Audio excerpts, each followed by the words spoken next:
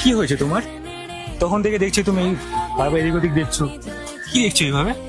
আসলে এই জায়গায় আমার এক্সের সাথে অনেক মেমোরিজ আছে। এখানে আসলে আমার সব কথা মনে পড়ে যায়, কিছুতেই ভুলতে পারছি না।